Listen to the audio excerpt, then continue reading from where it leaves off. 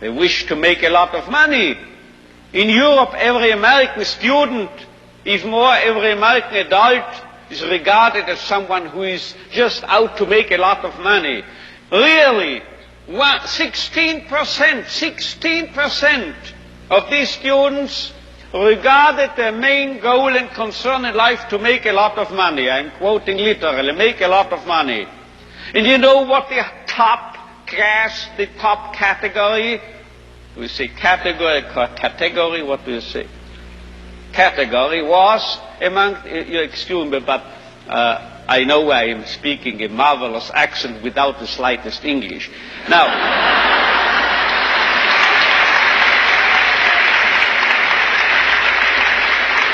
you know what the top category was?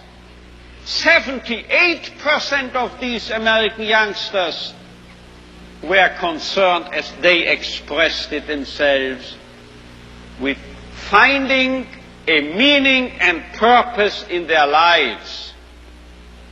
So this is a realistic view on man. And you know,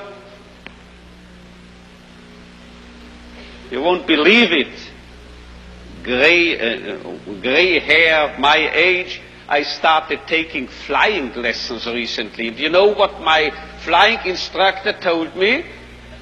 If you are starting here, wish to get here, say east, heading for this, and you have a crosswind, you will drift and you will land here. So you have to do what we pilots call crabbing, he told me, C-R-A-B, crabbing.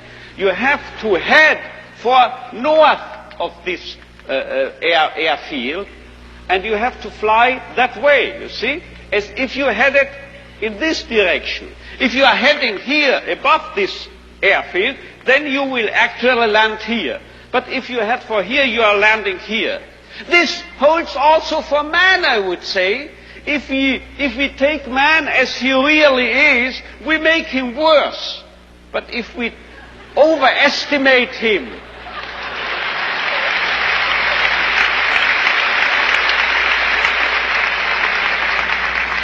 it's premature, your applause, you will soon know why.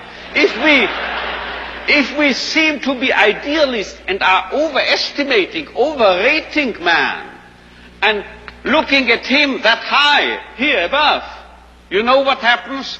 We promote him to what he really can be.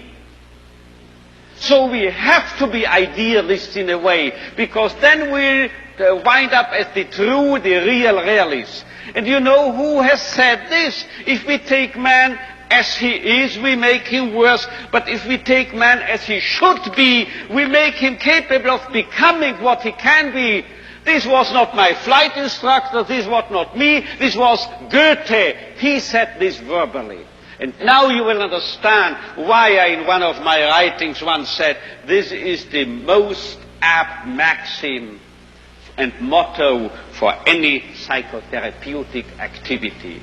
So if you don't recognize a young man's will to meaning, man's search for meaning, you make him worse, you make him dull, you make him frustrated, you still add and contribute to his frustration. While if you presuppose in this man, even in this so-called criminal or juvenile delinquent or drug abuse and so forth, there must be a what we call spark, a spark of search for meaning. Let's recognize this, let's presuppose it, and then you will elicit it from him, and you will make him become what he in principle is capable of becoming.